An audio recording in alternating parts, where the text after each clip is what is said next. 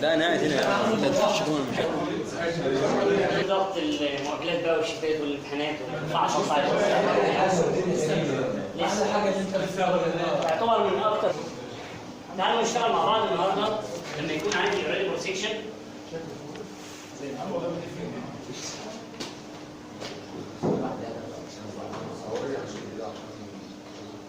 بطريقه تراكتف فورس ميثود.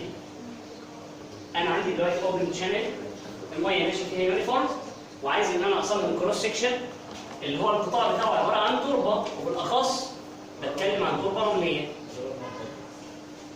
يبقى ده قطاع قابل للتآكل. لو انا سبت الميه تمشي فيه تصرف عالي عن اللي هو يتحمله، الميه هتاكل في الرمل، هيحصل سكور. لو حصل سكور شكل الكروس سكشن هيتغير. لو شكل الكروس سكشن اتغير يبقى كل الديزاين اللي انا بعمله ملوش لازمه. يبقى كل البارامترز هتتغير وبالتالي كل حاجه هتبقى انستيبل. طيب دلوقتي عندي حاجتين. الحاجه الاولانيه عندي البارتكل وهي على البيد اقصى اجهاد بتقدر ان هي تتحمله حاجه اسمها تاو بيد. سميها كريتيكال بقى او سميها ايه؟ الدكتور سماها كريتيكال ولا الاول؟ تاو كريتيكال ولا تاو الاول؟ خلاص خلينا زي الدكتور. اقصى اجهاد بتقدر تحمله على البيد اسمه تاو بيد كريتيكال او تاو بيد بيرميسيبل، يعني المسموح. او زي ما انت بيبقى عندك مثلا عمود خرسانه وبعدين عمود الخرسانه ده له حديد معين وخرسانه معينه باف سي يو معينه، وانت بتقول العمود ده بمنظره كده اقصى حاجه يقدر يشيلها 50 طن. ده ما يشيلش اكتر من ايه؟ من 50 طن. وبعدين جيت تحسب الديد لود واللايف لود واقصى حمل هيمر عليه في عمره طول ما هو محطوط لقيته 60 طن. يبقى العمود ده ستيبل ولا نون ستيبل؟ يبقى كده ده انستيبل صح؟ العمود ده كده ممكن يحصل فيه فيلير لان اللود اللي جاي اكتر من اللي هو يتحمله. ده اللي هي تتحملها الحبيبه بتاعت التربه اقصى حاجه، اكتر من كده تحصل مشكله. على البيد اسمها تاو، تاو يعني شيل ستريس، بي يعني بيد، سي يعني كريتيكال. طيب هنا قال لي التاو سايد كريتيكال. يبقى الحبيبه بقى على السايد اقصى حاجه بتقدر تتحملها حاجه اسمها تاو سايد كريتيكال. الكلام ده خاص بالحبيبات بتاعت التربه اللي هي بتقدر تشيله. طب انا لو جيت حملت القطاع ده يعني مشيت فيه ميه بتصرف معين، ايه اللي هيحصل؟ قال لي الميه هتعمل شيل ستريس بالشكل ده. هتعمل شيل ستريس دوت شكل الدايجرام بتاع الشيل ستريس اللي هتعمله الميه. له اقصى قيمه موجوده على البيد اسمها تاو بيد ماكسيموم. دي اللي هي ال 60 طن اللي انا كنت بتكلم عليه. دي ال 60 طن اللي انا كنت ايه؟ شبه في العمود بتاع الخرسانه اللي انا ضربت بيه مثال. ال 60 طن اللي هم كنت انت قاعد تحسبهم من الديد لود واللايف لود، هو زيهم هنا التاو بيد ماكسيموم. اقصى حاجه هتعملها الميه. طيب وعلى السايد اقصى قيمه اسمها التاو سايد ماكسيموم.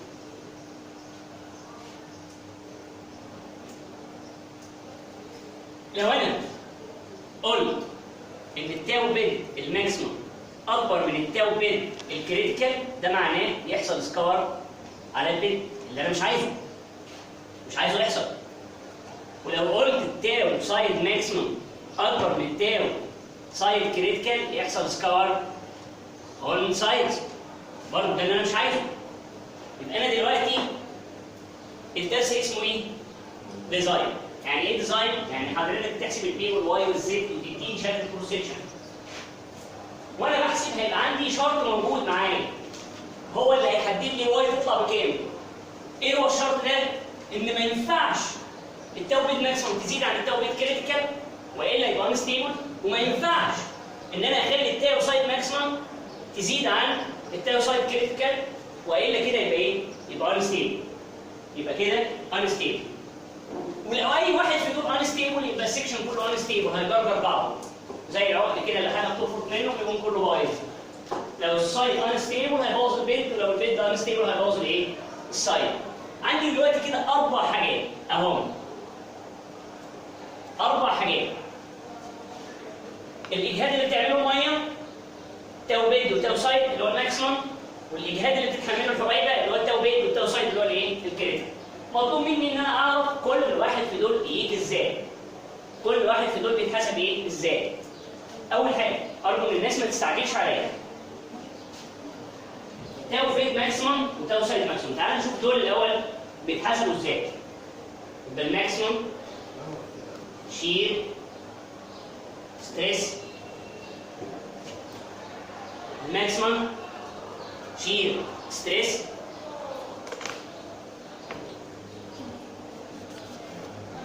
لو انا رسمت شكل الشير ستريس بالشكل ده شكل الدايجرام بتاع الشير ستريس نتيجه ان الميه ماشيه في القطاع. لو خدت المتوسط بتاع القيم دي، المتوسط يعني حسبت كل القيم وجمعتها وقسمتها على عددها مثلا، او عملت انتجريشن وقسمت على البارامتر، فبقيت عارف القيمه المتوسطه للشير ستريس، قال لي اسمها افريج باوندري شير ستريس. افريج باوندري شير ستريس بتساوي جاما في الهيدروليك راديوس في الاس. ده اثبات بس تبقى عارفها. التاو نود تساوي جاما ار اس. ده ايه؟ الافريج. ده ايه؟ الافريج. بدلاله ايه؟ الار. قال لي برضو القيمه بقى اللي هي الماكسيمم، القيمه اللي هي الماكسيمم سواء على السايد او سواء على البيد، في حاله البيد بتساوي فاكتور في جاما واي اس. يعني لما جم يعملوا دايمنشن اناليسيس قال لك ناخدها داله في الجاما واي اس اسهل عشان تبقى داله في الايه؟ في الواي. الفاكتور ده نشوف دلوقتي بنعمل فيه ايه. والتاو سايد ماكسيمم بيساوي فاكتور خاص بالسايد جاما واي اس. يعني هي رقم بيبقى مضروب في الجاما واي اس. الرقم ده بيبقى دايما اقل من واحد. دايما الرقم ده بيبقى اقل من ايه؟ اقل من واحد. وبعدين الناس بدات تشتغل وتعمل تجارب. هتلاقي كل كتب الهيدروليكا بتعمل علاقه بين البي على واي وبين الفاكتور ده في حاله البيد وبين الفاكتور ده في حاله الايه؟ السايد. وحسب شكل الكروس سكشن، يعني الزد بتساوي 2 ولا الزد بتساوي 1.5، ويدخل بقى البي على واي بكام؟ يعني البي على الواي العرض اللي هو بتاع الكروس سكشن على الارتفاع 4 ولا 6 ولا 8، يدخل بالرقم ده ويجي هنا ويجيب لك الايه؟ القيمه. قال لي ما شاء الله انت بقى هتدي لك كيرفات في الامتحان، في دكاتره بتعملها. جميل، بس ده مش اسلوب الدكتور طارق. يعني ممكن الكيرفات دي تيجي في الامتحان، في ناس بتعمل كده عشان الناس تحل بدقه عاليه. ولكن في حاله مشهوره. يعني ايه حاله مشهوره؟ يعني حاله المفروض انت حافظ الارقام بتاعتها. الحاله دي المفروض انت حافظ الايه؟ الارقام بتاعتها. ايه هي الحاله دي؟ قال لي لو البي على واي بتساوي 4، يعني البي بتساوي 4 واي، العرض قد الارتفاع 4 مرات، وكمان ان الزد بتساوي 1.5. لو البي على واي بتساوي 4 والزد بتساوي 1.5، تقدر تقول ان التاو بيج ماكسيمم بتساوي 0.97 جاما واي اس، والتاو سايد ماكسيمم بيساوي 0.725 جاما واي اس. دول بقى الرقمين دول حفظ، لان لو ما جابلكش الجدول انت هتفرض ان البي على واي بتساوي 4 والزد بتكون جايبها ب1.5، فانت بتبقى عارف الارقام دي. غير كده المفروض ان هو بيجيب لك الايه؟ الجدول عشان يبقى الحل سليم، او بيجيب لك الايه؟ الكيرفات اللي انا بقول لك عليها. يبقى الحاله المشهوره دي انت لازم تحفظ الارقام بتاعتها. اسمها فيموس كيس، موجوده في مسائل كتير، فانت مش محتاج تدخل على الايه؟ على الكيرفات. انت على طول مجرد تشوف زد 1.5 بي بتساوي 4 واي، يبقى التاو بيت ماكسيموم بتساوي 0.97 جاما واي اس، والتاو سايد ماكسيموم بتساوي 0.725 جاما واي اس. انهي جاما؟ ميه. ليه؟ ده جاي منين ده الاستريس ده؟ ده جاي نتيجه ان انت حملت السكشن بميه، مشيت فيه ووتر بتشارج معينه، يبقى الجاما دي بتاعت الايه؟ بتاعت الميه.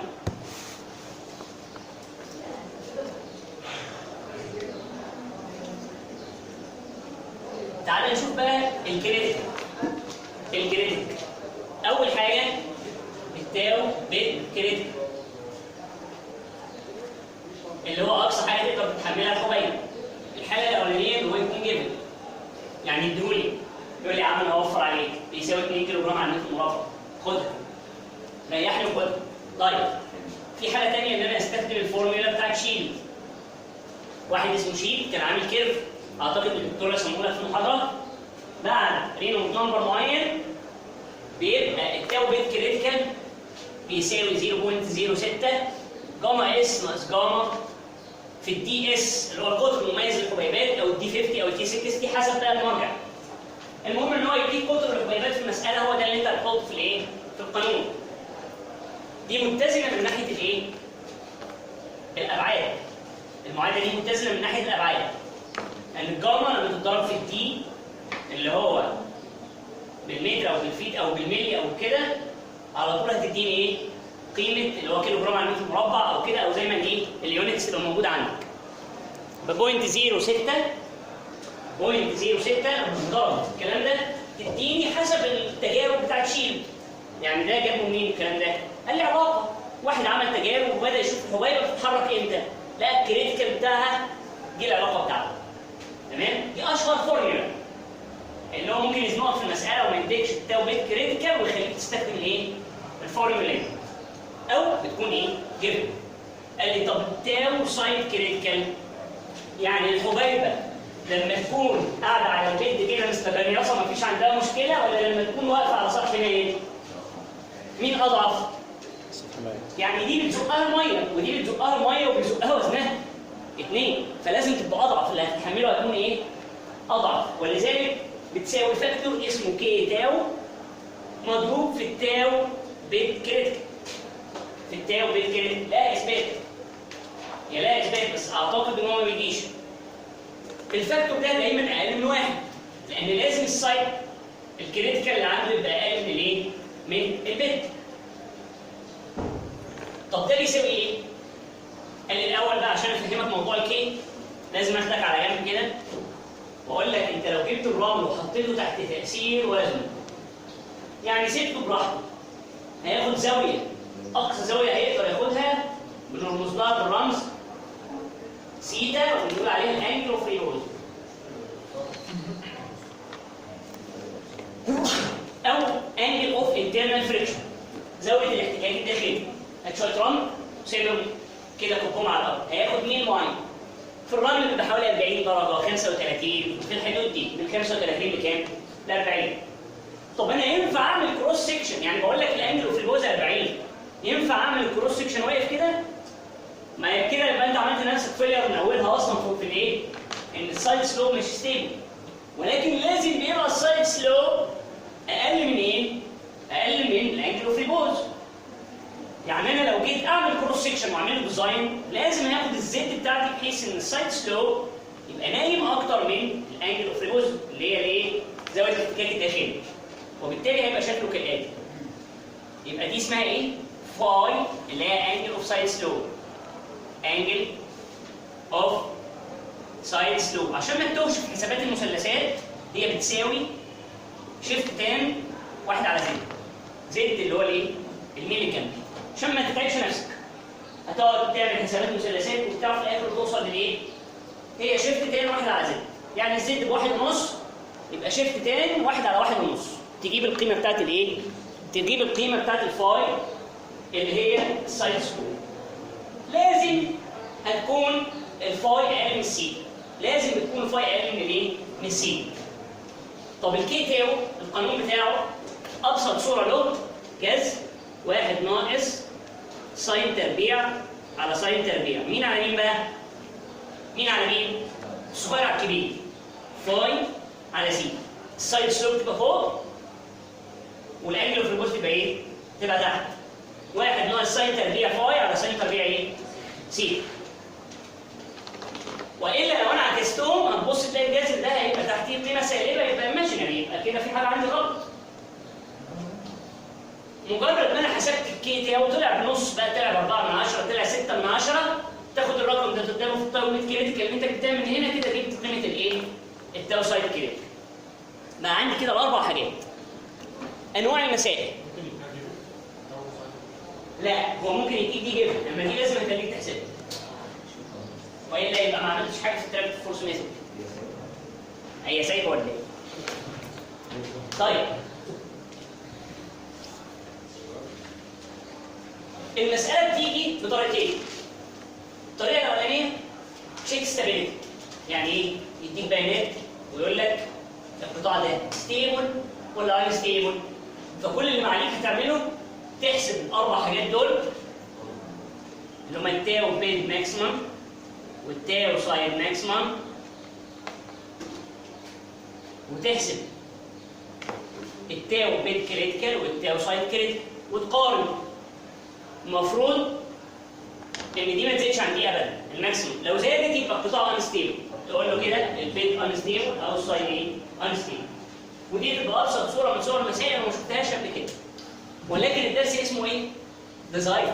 يعني ايه ديزاين؟ يعني حضرتك التراكتف فورس دي بيبقى زي تشيك عندك او حاجه معينه لازم تبقى واخد بالك منها وانت بتصمم القطاع. ده بيبقى الكونسترينت اللي موجود عندك اللي بناء عليه الواي ما تزيدش عن كذا او ما تقلش عن كذا.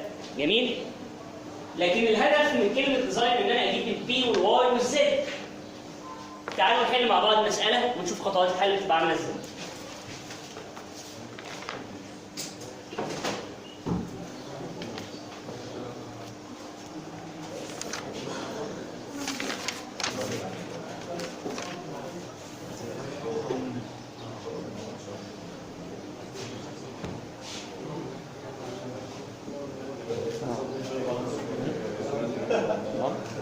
ان شاء الله.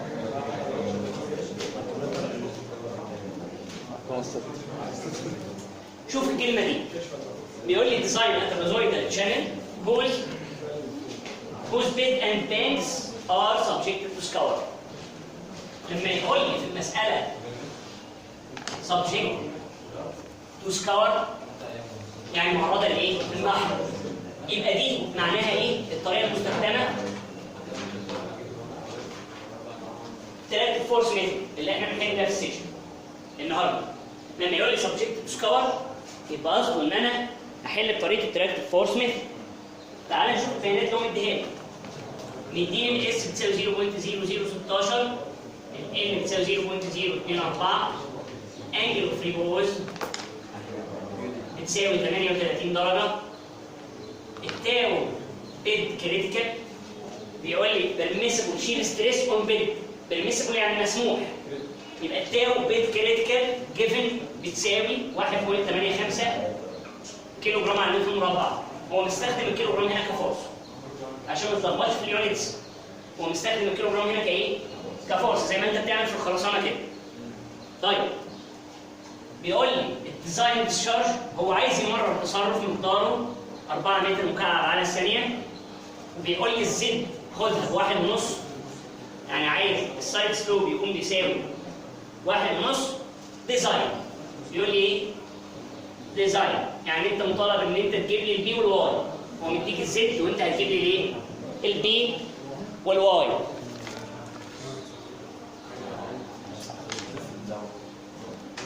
اول حاجه تعملها انا عارف البي بتساوي كام واي، بس الكيس اللي انا هفرضها لازم تكون هي الكيس المشهوره لان هو مش مديني جداول فهفرض اي حاجه واروح اجيب من الجداول. يبقى اول اسامبشن هعمله في المساله ان انا اقول له اسيوم البي بتساوي 4 واي. ليه؟ عشان منها اقول التاو بيد ماكسيموم بتساوي والتاو سايد ماكسيموم ايه؟ بتساوي. التاو بيد ماكسيموم بتساوي 0.97 جاما واي اس. الرقم ده جه منين؟ لاني فرضت البي بتساوي 4 واي ولذلك الرقم ده طلع كام؟ 0.97 جاما واي اس. المفروض دي ما تزيدش عن التاو بيد كريتيكال اللي هي بتساوي كام؟ 1.85. المفروض ما تزيدش عنها. تعال نعوض. الاس 0.0016، الواي هي المجهوله اصلا، هي اللي مش موجوده. ركز معايا. الجاما تاخدها بكام؟ شايف دي بالايه؟ دي بالكيلو جرام على المتر مربع. يبقى ياخد دي ب 1000 كيلو جرام على المتر مكعب. ليه؟ هو خد شيل ستريس بالكيلو، مش هيجي انا دي اقول له اخدها انا بالنيوتن. تمام؟ يبقى ما دام دي ماشيه بالكيلو على المتر مربع يبقى دي تمشي بالكيلو على المتر الايه؟ المكعب. يبقى الجاما هتتحط بكام؟ ب 1000. تعالى حل الكلام ده كده مع بعض وساوي الطرف ده بالطرف ده تطلع الواي بتساوي 1.19 متر. يبقى الواي لو زاد عن 1.19 متر الترم ده هيزيد عن الترم ده. لو زادت الواي عن 1.19 معناها ان البيت مش هيبقى ستيبل. انا كده عملت ايه؟ شفت اقصى واي تنفع للايه؟ للبيت. تعال نشوف السايت. السايت يبقى ده كده بالنسبه لايه؟ للبيت. بالنسبه للسايت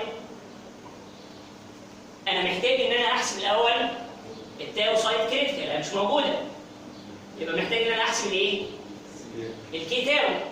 الكي تاو بتساوي جذر 1 ناقص ساين تربيع الفا فاي على 1 عفوا 1 ناقص ساين تربيع فاي على ساين تربيع سيتا. السيتا 38 جيفن دي الانجل اوف ريبوز، والفاي تنسل بواحد، 1 على زد، الزد بكام؟ 1.5، تطلع دي معاك 34.4 تقريبا. عوض في الكي يطلع 0.3 او يطلع 0.434. الكي تطلع 0.434.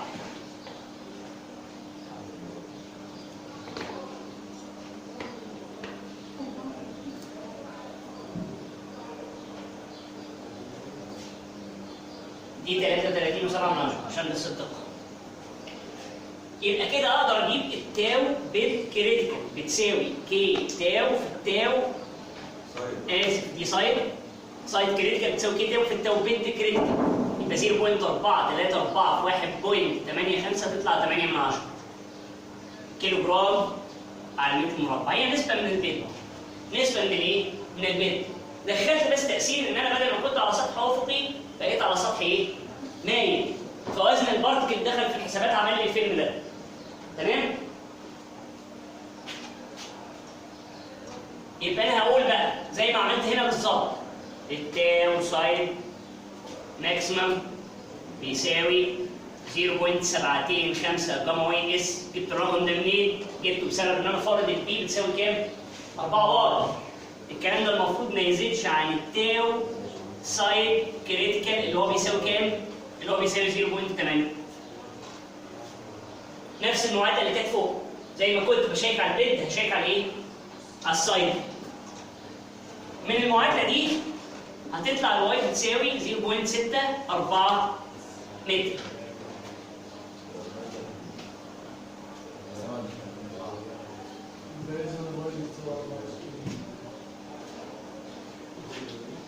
طيب مين فيهم بقى اللي تدخل معايا في الشغل؟ القليله، لان انا لو خدت الكبيره دي هنا يبقى ده نصيب. يبقى حاجه كده بديهيه، انا راجل مهندس، مين اللي هتدخل معايا في الشغل؟ يبقى الواي بتساوي كام؟ 0.64. ما ينفعش تزيد عن كده. ما ينفعش. طيب احسب بقيه السكشن بروبرتيز. البي كده بتساوي 4 واي، يبقى بتساوي 4 في الرقم ده يطلع 2.56 متر. ومنها هحسب الاريا بتساوي بي واي زائد زد واي تربيع، والار بيساوي الاريا على البريمتر. احسب كل حاجه. ليه؟ مش هو مديني الكيو 4؟ وانت ايه اللي عرفك ان انت لو حسبت الكيو دلوقتي من الماني ده هتطلع ب4؟ انت ايه اللي عرفك؟ انت اصلا فارض ان البي بتساوي 4 واي، انت ايه اللي عرفك ان الفرق صح؟ انت فارضها في الاول. يبقى انا لازم احسب الكيو بناء على الايه؟ على الواي والبي دي. الكيو بتساوي 1 على ام ار اس 2 على 3 جذر اس في الاريا، تطلع 2.34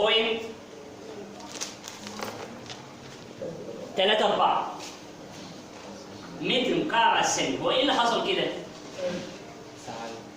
الكيو اللي انا حسبتها بالفورد بتاعي طلعت اقل من الكيو اللي هو عايزها. يبقى السكشن كده صغير. الكباسيتي كده قليله. السكشن ده كده ما يتحملش الا 2.3 متر مكعب على الثانية. انت عايز كام؟ انا عايز 4. يبقى انا لازم اعمل ايه؟ اكبر السكشن. اكبره ازاي؟ ازود البي على واي. يبقى هتقول له كده اهو repeat all steps using بي على واي بتساوي 6. ابدا اعيد الحل تاني ببي على واي تساوي 6. بس بي على ايوه بالظبط. وعشان كده انت هتسيبها له بقى على ايه؟ على الكلمه دي. هتسيبه هو يكمل بقى براحته. ايه اللي لازم يجيب لك الايه؟ المنحنيات هتفضل وراها لما تجيبها بالظبط. دي اسهل طريقه في الحل لما بيبقى ديزاين. طب الدكتور عشان يخلي الناس كلها تعمل حاجه واحده ممكن يعمل ايه؟ ممكن في المساله يقول لك البي بتساوي 4 اي وما يجيبلكش سيره الكيو اصلا، ما تلاقيش كيو في المساله، ويقول لك ايه اقصى ديبث عشان تطلع الستيبل معايا. عشان المساله الناس كلها تلاقي حل واحد ممكن يعمل ايه؟ ما يجيبش كيو، يجيب لك المساله عادي خالص ويبقى المجهول بس هو الاي، مجرد ما اوصل له وقفت عليه. وممكن المساله دي تشيك ستابيليتي بس انا ما شفتهاش كتير. اللي بيجي لازم يبقى ديزاين، لازم يبقى في حاجه محوره في الايه؟ في الموضوع. واكبر تحويل في الموضوع ممكن يحصل ان التوبه كريتيكال زي ما قلت لك ممكن تحسبها من المعادله بتاعت شيلز اللي انا اديتها لك وانا بشرح في الايه؟ في السكشن. هنا في المساله كانت جبن، لكن ممكن ما تبقاش ايه؟ جبن.